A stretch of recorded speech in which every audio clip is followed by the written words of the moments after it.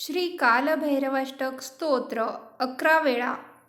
ओम देवराजसेव्यमानपावनाग्रिपङ्कजं व्यालयज्ञसूत्रमिन्दुशेखरं कृपाकरं नारदादियोगिवृन्दवन्दितं दिगम्बरं काशिकापुराधिनाथकालभैरवं भजे भानुकोटिभास्वरं भवाब्धितारकं परं नीलकण्ठमीप्सितार्थदायकं त्रिलोचनं कालकालमम्बुजाक्षमक्षशूलमक्षरं काशिकापुराधिनाथकालभैरवं भजे शूलटङ्कपाशदण्डपाणिमादिकारणं श्यामकायमादिदेवमक्षरं निरामयं भीमविक्रमं प्रभुं विचित्रताण्डवं प्रियं काशिकापुराधिनाथकालभैरवं भजे भुक्तिमुक्तिदायकं प्रशस्तचारुविग्रहं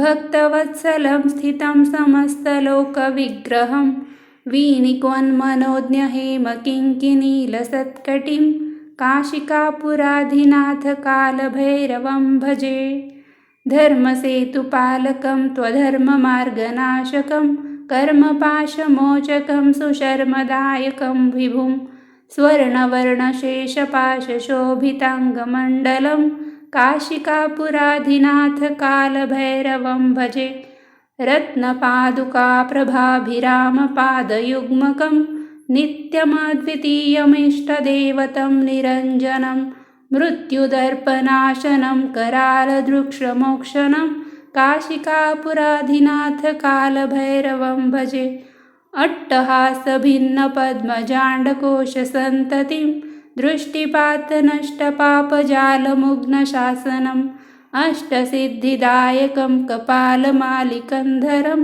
काशिकापुराधिनाथकालभैरवं भजे भूतसङ्घनायकं विशालकीर्तिदायकं काशिकावासलोकपुण्यपापशोधकं विभुं नीतिमार्गकोविदं पुरातनं जगत्पतिं काशिकापुराधिनाथकालभैरवं भजे कालभैरवाष्टकं पठन्ति ये मनोहरं ज्ञानमुक्तिसाधनं विचित्रपुण्यवर्धनं शोकमोहदैन्यलोभकोपतापनाशनं ते प्रयान्ति कालभैरवाङ्घ्रिसन्निधिध्रुवम् इति श्रीमच्छङ्कराचार्यविरचितं कालभैरवाष्टकं सम्पूर्णम् देवराजसेव्यमानपावनाग्रिपङ्कजं व्यालयज्ञसूत्रमिन्दुशेखरं कृपाकरं नारदादियोगिवृन्दवन्दितं दिगम्बरं काशिकापुराधिनाथकालभैरवं भजे भानुकोटिभास्वरं भवाब्धितारकं परं नीलकण्ठमीप्सितार्थदायकं त्रिलोचनं कालकालमम्बुजाक्षमक्षशूलमक्षरं काशिकापुराधिनाथकालभैरवं भजे शूलटङ्कपाशदण्डपाणिमादिकारणं श्यामकायमादिदेवमक्षरं निरामयं भीमविक्रमं प्रभुं विचित्रताण्डवं प्रियं काशिकापुराधिनाथकालभैरवं भजे भुक्तिमुक्तिदायकं प्रशस्तचारुविग्रहं भक्तवत्सलं स्थितं समस्तलोकविग्रहं वीनिकोन्मनोज्ञहेमकिङ्किनीलसत्कटिं काशिकापुराधिनाथकालभैरवं भजे धर्मसेतुपालकं त्वधर्ममार्गनाशकं कर्मपाशमोचकं सुशर्मदायकं विभुं स्वर्णवर्णशेषपाशशोभिताङ्गमण्डलं काशिकापुराधिनाथकालभैरवं भजे रत्नपादुकाप्रभाभिरामपादयुग्मकं नित्यमद्वितीयमिष्टदेवतं निरञ्जनं मृत्युदर्पनाशनं करालदृक्षमोक्षणं काशिकापुराधिनाथकालभैरवं भजे अट्टहासभिन्नपद्मजाण्डकोशसन्ततिं दृष्टिपातनष्टपापजालमुग्नशासनम् अष्टसिद्धिदायकं कपालमालिकन्धरं काशिकापुराधिनाथ कालभैरवं भजे। भूतसङ्घनायकं विशालकीर्तिदायकं काशिकावासलोकपुण्यपापशोधकं विभुं। नीतिमार्गकोविदं पुरातनं जगत्पतिं काशिकापुराधिनाथ कालभैरवं भजे। कालभैरवाष्टकं पठन्ति ये मनोहरं ज्ञानमुक्तिसाधनं विचित्रपुण्यवर्धनं शोकमोहदैन्यलोभकोपतापनाशनं ते प्रयान्ति कालभैरवाङ्घ्रिसन्निधिध्रुवम्। इति श्रीमच्छङ्कराचार्यविरचितं कालभैरवाष्टकं सम्पूर्णम्। देवराजसेव्यमानपावनाग्रिपङ्कजं व्यालयज्ञसूत्रमिन्दुशेखरं कृपाकरं नारदादियोगिवृन्दवन्दितं दिगम्बरं काशिकापुराधिनाथ कालभैरवं भजे। भानुकोटिभास्वरं भवाब्धितारकं परं नीलकण्ठमीप्सितार्थदायकं त्रिलोचनं कालकालमम्बुजाक्षमक्षशूलमक्षरं काशिकापुराधिनाथ कालभैरवं भजे। शूलटङ्कपाशदण्डपाणिमादिकारणं श्यामकायमादिदेवमक्षरं निरामयं भीमविक्रमं प्रभुं विचित्रताण्डवं प्रियं काशिकापुराधिनाथ कालभैरवं भजे। भुक्तिमुक्तिदायकं प्रशस्तचारुविग्रहं भक्तवत्सलं स्थितं समस्तलोकविग्रहं वीणिकोन्मनोज्ञहेमकिङ्किणीलसत्कटिं काशिकापुराधिनाथ कालभैरवं भजे। धर्मसेतुपालकं त्वधर्ममार्गनाशकं कर्मपाशमोचकं सुशर्मदायकं विभुं स्वर्णवर्णशेषपाशशोभिताङ्गमण्डलं काशिकापुराधिनाथ कालभैरवं भजे। रत्नपादुकाप्रभाभिरामपादयुग्मकं नित्यमद्वितीयमिष्टदेवतं निरञ्जनं मृत्युदर्पनाशनं करालदृक्षमोक्षणं काशिकापुराधिनाथ कालभैरवं भजे। अट्टहासभिन्नपद्मजाण्डकोशसन्ततिं दृष्टिपातनष्टपापजालमुग्नशासनम् अष्टसिद्धिदायकं कपालमालिकन्धरं काशिकापुराधिनाथ कालभैरवं भजे। भूतसङ्घनायकं विशालकीर्तिदायकं काशिकावासलोकपुण्यपापशोधकं विभुं। नीतिमार्गकोविदं पुरातनं जगत्पतिं काशिकापुराधिनाथ कालभैरवं भजे। कालभैरवाष्टकं पठन्ति ये मनोहरं ज्ञानमुक्तिसाधनं विचित्रपुण्यवर्धनं शोकमोहदैन्यलोभकोपतापनाशनं ते प्रयान्ति कालभैरवाङ्घ्रिसन्निधिध्रुवम्। इति श्रीमच्छङ्कराचार्यविरचितं कालभैरवाष्टकं सम्पूर्णम्। देवराजसेव्यमानपावनाग्रिपङ्कजं व्यालयज्ञसूत्रमिन्दुशेखरं कृपाकरं नारदादियोगिवृन्दवन्दितं दिगम्बरं काशिकापुराधिनाथ कालभैरवं भजे। भानुकोटिभास्वरं भवाब्धितारकं परं नीलकण्ठमीप्सितार्थदायकं त्रिलोचनं कालकालमम्बुजाक्षमक्षशूलमक्षरं काशिकापुराधिनाथ कालभैरवं भजे। शूलटङ्कपाशदण्डपाणिमादिकारणं श्यामकायमादिदेवमक्षरं निरामयं भीमविक्रमं प्रभुं विचित्रताण्डवं प्रियं काशिकापुराधिनाथ कालभैरवं भजे।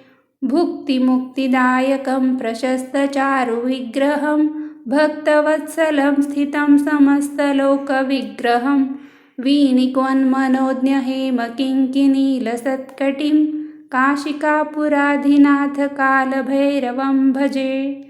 धर्मसेतुपालकं त्वधर्ममार्गनाशकं कर्मपाशमोचकं सुशर्मदायकं विभुं स्वर्णवर्णशेषपाशशोभिताङ्गमण्डलं काशिकापुराधिनाथकालभैरवं भजे। रत्नपादुकाप्रभाभिरामपादयुग्मकं नित्यमद्वितीयमिष्टदेवतं निरञ्जनं मृत्युदर्पनाशनं करालदृक्षमोक्षणं काशिकापुराधिनाथकालभैरवं भजे। अट्टहासभिन्नपद्मजाण्डकोशसन्ततिं दृष्टिपातनष्टपापजालमुग्नशासनम् अष्टसिद्धिदायकं कपालमालिकन्धरं काशिकापुराधिनाथकालभैरवं भजे। भूतसङ्घनायकं विशालकीर्तिदायकं काशिकावासलोकपुण्यपापशोधकं विभुं नीतिमार्गकोविदं पुरातनं जगत्पतिं काशिकापुराधिनाथकालभैरवं भजे। कालभैरवाष्टकं पठन्ति ये मनोहरं ज्ञानमुक्तिसाधनं विचित्रपुण्यवर्धनं शोकमोहदैन्यलोभकोपतापनाशनं ते प्रयान्ति कालभैरवाङ्घ्रिसन्निधिध्रुवम्। इति श्रीमच्छङ्कराचार्यविरचितं कालभैरवाष्टकं सम्पूर्णम्। देवराजसेव्यमानपावनाग्रिपङ्कजं व्यालयज्ञसूत्रमिन्दुशेखरं कृपाकरं नारदादियोगिवृन्दवन्दितं दिगम्बरं काशिकापुराधिनाथकालभैरवं भजे। भानुकोटिभास्वरं भवाब्धितारकं परं नीलकण्ठमीप्सितार्थदायकं त्रिलोचनं कालकालमम्बुजाक्षमक्षशूलमक्षरं काशिकापुराधिनाथकालभैरवं भजे। शूलटङ्कपाशदण्डपाणिमादिकारणं श्यामकायमादिदेवमक्षरं निरामयं भीमविक्रमं प्रभुं विचित्रताण्डवं प्रियं काशिकापुराधिनाथकालभैरवं भजे। भुक्तिमुक्तिदायकं प्रशस्तचारुविग्रहं भक्तवत्सलं स्थितं समस्तलोकविग्रहं वीणिकोन्मनोज्ञहेमकिङ्किनीलसत्कटिं काशिकापुराधिनाथकालभैरवं भजे।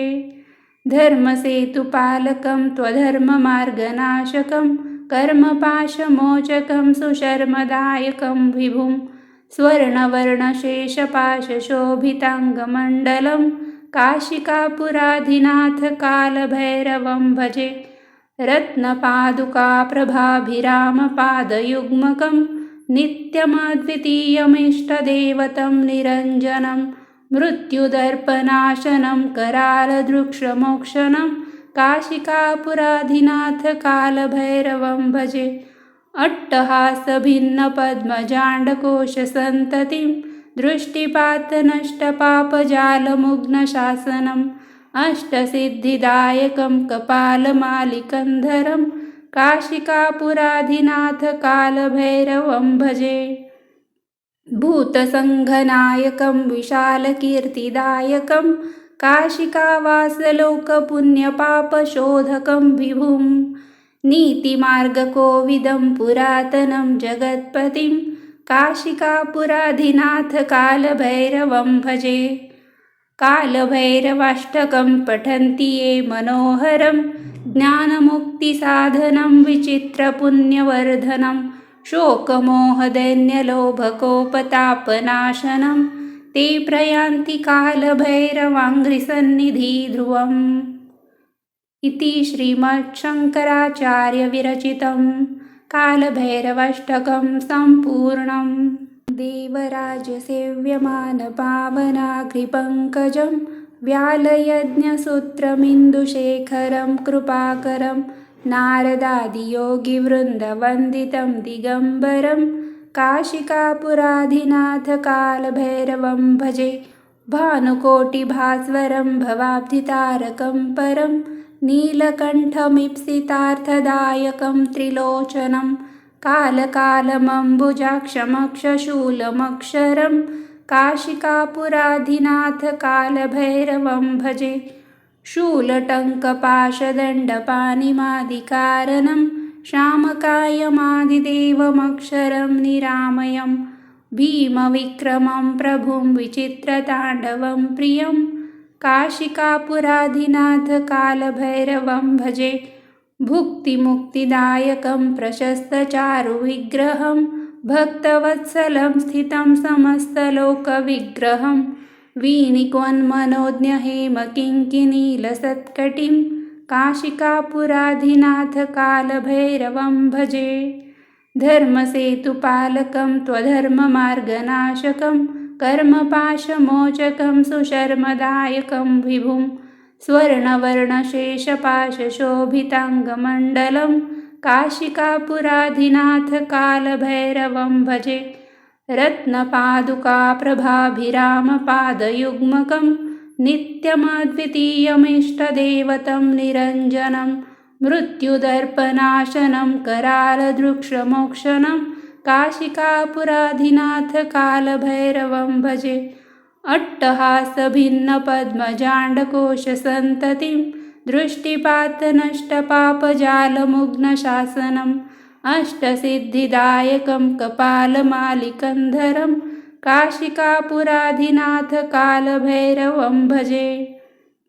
भूतसङ्घनायकं विशालकीर्तिदायकं काशिकावासलोकपुण्यपापशोधकं विभुं नीतिमार्गकोविदं पुरातनं जगत्पतिं काशिकापुराधिनाथ कालभैरवं भजे। कालभैरवाष्टकं पठन्ति ये मनोहरं ज्ञानमुक्तिसाधनं विचित्रपुण्यवर्धनं शोकमोहदैन्यलोभकोपतापनाशनं ते प्रयान्ति कालभैरवाङ्घ्रिसन्निधिध्रुवम्। इति श्रीमच्छङ्कराचार्यविरचितं कालभैरवाष्टकं सम्पूर्णम्। देवराजसेव्यमानपावनाग्रिपङ्कजं व्यालयज्ञसूत्रमिन्दुशेखरं कृपाकरं नारदादियोगिवृन्दवन्दितं दिगम्बरं काशिकापुराधिनाथ कालभैरवं भजे। भानुकोटिभास्वरं भवाब्धितारकं परं नीलकण्ठमीप्सितार्थदायकं त्रिलोचनं कालकालमम्बुजाक्षमक्षशूलमक्षरं काशिकापुराधिनाथ कालभैरवं भजे। शूलटङ्कपाशदण्डपाणिमादिकारणं श्यामकायमादिदेवमक्षरं निरामयं भीमविक्रमं प्रभुं विचित्रताण्डवं प्रियं काशिकापुराधिनाथ कालभैरवं भजे। भुक्तिमुक्तिदायकं प्रशस्तचारुविग्रहं भक्तवत्सलं स्थितं समस्तलोकविग्रहं वीणिकोन्मनोज्ञहेमकिङ्किणीलसत्कटिं काशिकापुराधिनाथ कालभैरवं भजे। धर्मसेतुपालकं त्वधर्ममार्गनाशकं कर्मपाशमोचकं सुशर्मदायकं विभुं स्वर्णवर्णशेषपाशशोभिताङ्गमण्डलं काशिकापुराधिनाथ कालभैरवं भजे। रत्नपादुकाप्रभाभिरामपादयुग्मकं नित्यमद्वितीयमिष्टदेवतं निरञ्जनं मृत्युदर्पनाशनं करालदृक्षमोक्षणं काशिकापुराधिनाथ कालभैरवं भजे। अट्टहासभिन्नपद्मजाण्डकोशसन्ततिं दृष्टिपातनष्टपापजालमुग्नशासनम् अष्टसिद्धिदायकं कपालमालिकन्धरं काशिकापुराधिनाथ कालभैरवं भजे। भूतसङ्घनायकं विशालकीर्तिदायकं काशिकावासलोकपुण्यपापशोधकं विभुं नीतिमार्गकोविदं पुरातनं जगत्पतिं काशिकापुराधिनाथ कालभैरवं भजे। कालभैरवाष्टकं पठन्ति ये मनोहरं ज्ञानमुक्तिसाधनं विचित्रपुण्यवर्धनं शोकमोहदैन्यलोभकोपतापनाशनं ते प्रयान्ति कालभैरवाङ्घ्रिसन्निधिध्रुवम्। इति श्रीमच्छङ्कराचार्यविरचितं कालभैरवाष्टकं सम्पूर्णम्। देवराजसेव्यमानपावनाग्रिपङ्कजं व्यालयज्ञसूत्रमिन्दुशेखरं कृपाकरं नारदादियोगिवृन्दवन्दितं दिगम्बरं काशिकापुराधिनाथकालभैरवं भजे। भानुकोटिभास्वरं भवाब्धितारकं परं नीलकण्ठमीप्सितार्थदायकं त्रिलोचनं कालकालमम्बुजाक्षमक्षशूलमक्षरं काशिकापुराधिनाथकालभैरवं भजे। शूलटङ्कपाशदण्डपाणिमादिकारणं श्यामकायमादिदेवमक्षरं निरामयं भीमविक्रमं प्रभुं विचित्रताण्डवं प्रियं काशिकापुराधिनाथकालभैरवं भजे। भुक्तिमुक्तिदायकं प्रशस्तचारुविग्रहं भक्तवत्सलं स्थितं समस्तलोकविग्रहं वीणिकोन्मनोज्ञहेमकिङ्किणीलसत्कटिं काशिकापुराधिनाथकालभैरवं भजे।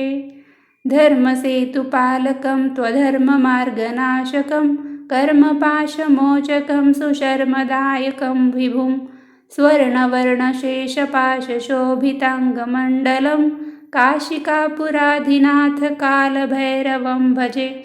रत्नपादुकाप्रभाभिरामपादयुग्मकं नित्यमद्वितीयमिष्टदेवतं निरञ्जनं मृत्युदर्पनाशनं करालदृक्षमोक्षणं काशिकापुराधिनाथकालभैरवं भजे। अट्टहासभिन्नपद्मजाण्डकोशसन्ततिं दृष्टिपातनष्टपापजालमुग्नशासनम् अष्टसिद्धिदायकं कपालमालिकन्धरं काशिकापुराधिनाथकालभैरवं भजे।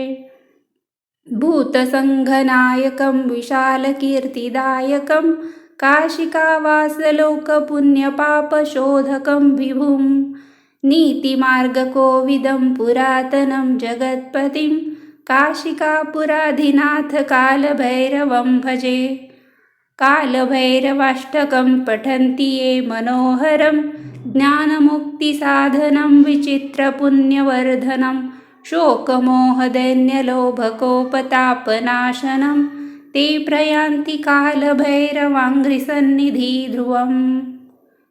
इति श्रीमच्छङ्कराचार्यविरचितं कालभैरवाष्टकं सम्पूर्णम्।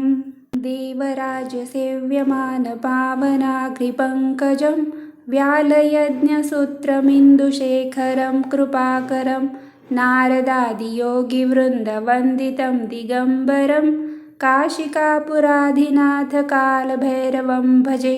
भानुकोटिभास्वरं भवाब्धितारकं परं नीलकण्ठमीप्सितार्थदायकं त्रिलोचनं कालकालमम्बुजाक्षमक्षशूलमक्षरं काशिकापुराधिनाथकालभैरवं भजे। शूलटङ्कपाशदण्डपाणिमादिकारणं श्यामकायमादिदेवमक्षरं निरामयं भीमविक्रमं प्रभुं विचित्रताण्डवं प्रियं काशिकापुराधिनाथकालभैरवं भजे। भुक्तिमुक्तिदायकं प्रशस्तचारुविग्रहं भक्तवत्सलं स्थितं समस्तलोकविग्रहं वीणिकोन्मनोज्ञहेमकिङ्किणीलसत्कटिं काशिकापुराधिनाथकालभैरवं भजे। धर्मसेतुपालकं त्वधर्ममार्गनाशकं कर्मपाशमोचकं सुशर्मदायकं विभुं स्वर्णवर्णशेषपाशशोभिताङ्गमण्डलं काशिकापुराधिनाथकालभैरवं भजे। रत्नपादुकाप्रभाभिरामपादयुग्मकं नित्यमद्वितीयमिष्टदेवतं निरञ्जनं मृत्युदर्पनाशनं करालदृक्षमोक्षणं काशिकापुराधिनाथकालभैरवं भजे। अट्टहासभिन्नपद्मजाण्डकोशसन्ततिं दृष्टिपातनष्टपापजालमुग्नशासनं अष्टसिद्धिदायकं कपालमालिकन्धरं काशिकापुराधिनाथ कालभैरवं भजे। भूतसङ्घनायकं विशालकीर्तिदायकं काशिकावासलोकपुण्यपापशोधकं विभुं।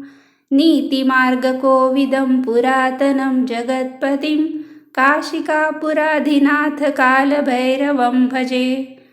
कालभैरवाष्टकं पठन्ति ये मनोहरं ज्ञानमुक्तिसाधनं विचित्रपुण्यवर्धनं शोकमोहदैन्यलोभकोपतापनाशनं ते प्रयान्ति कालभैरवाङ्घ्रिसन्निधिध्रुवम्।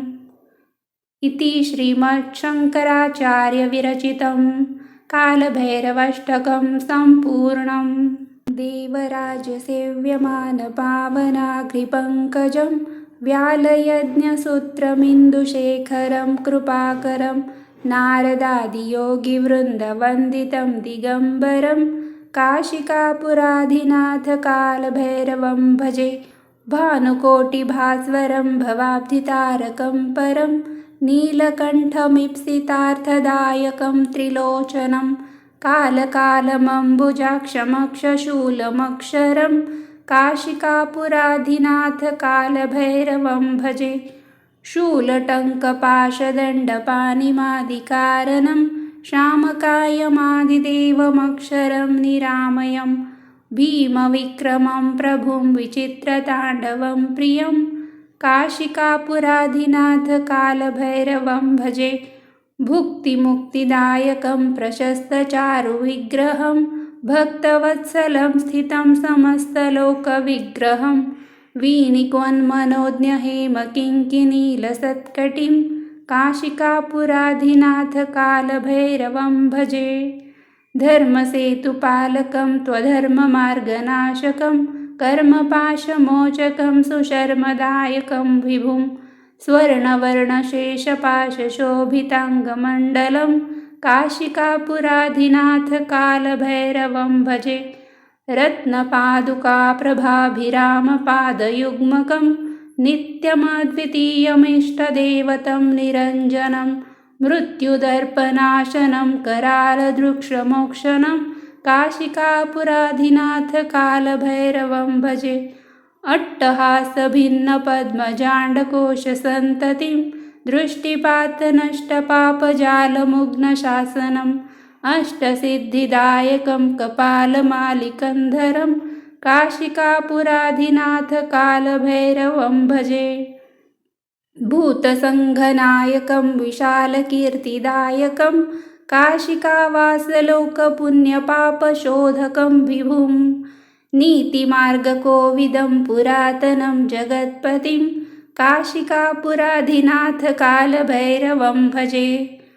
कालभैरवाष्टकं पठन्ति ये मनोहरं ज्ञानमुक्तिसाधनं विचित्रपुण्यवर्धनं शोकमोहदैन्यलोभकोपतापनाशनं ते प्रयान्ति कालभैरवाङ्घ्रिसन्निधिध्रुवम्। इति श्रीमच्छङ्कराचार्यविरचितं कालभैरवाष्टकं सम्पूर्णम्। देवराजसेव्यमानपावनाग्रिपङ्कजं व्यालयज्ञसूत्रमिन्दुशेखरं कृपाकरं नारदादियोगिवृन्दवन्दितं दिगम्बरं काशिकापुराधिनाथ कालभैरवं भजे। भानुकोटिभास्वरं भवाब्धितारकं परं नीलकण्ठमीप्सितार्थदायकं त्रिलोचनं कालकालमम्बुजाक्षमक्षशूलमक्षरं काशिकापुराधिनाथ कालभैरवं भजे। शूलटङ्कपाशदण्डपाणिमादिकारणं श्यामकायमादिदेवमक्षरं निरामयं भीमविक्रमं प्रभुं विचित्रताण्डवं प्रियं काशिकापुराधिनाथ कालभैरवं भजे। भुक्तिमुक्तिदायकं प्रशस्तचारुविग्रहं भक्तवत्सलं स्थितं समस्तलोकविग्रहं वीणिकोन्मनोज्ञहेमकिङ्किणीलसत्कटिं काशिकापुराधिनाथ कालभैरवं भजे। धर्मसेतुपालकं त्वधर्ममार्गनाशकं कर्मपाशमोचकं सुशर्मदायकं विभुं स्वर्णवर्णशेषपाशशोभिताङ्गमण्डलं काशिकापुराधिनाथकालभैरवं भजे रत्नपादुकाप्रभाभिरामपादयुग्मकं नित्यमद्वितीयमिष्टदेवतं निरञ्जनं मृत्युदर्पनाशनं करालदृक्षमोक्षणं काशिकापुराधिनाथकालभैरवं भजे अट्टहासभिन्नपद्मजाण्डकोशसन्ततिं दृष्टिपातनष्टपापजालमुग्नशासनम् अष्टसिद्धिदायकं कपालमालिकन्धरं काशिकापुराधिनाथकालभैरवं भजे भूतसङ्घनायकं विशालकीर्तिदायकं काशिकावासलोकपुण्यपापशोधकं विभुं नीतिमार्गकोविदं पुरातनं जगत्पतिं काशिकापुराधिनाथकालभैरवं भजे कालभैरवाष्टकं पठन्ति ये मनोहरं ज्ञानमुक्तिसाधनं विचित्रपुण्यवर्धनं शोकमोहदैन्यलोभकोपतापनाशनं ते प्रयान्ति कालभैरवाङ्घ्रिसन्निधिध्रुवम् इति श्रीमच्छङ्कराचार्यविरचितं कालभैरवाष्टकं सम्पूर्णम्।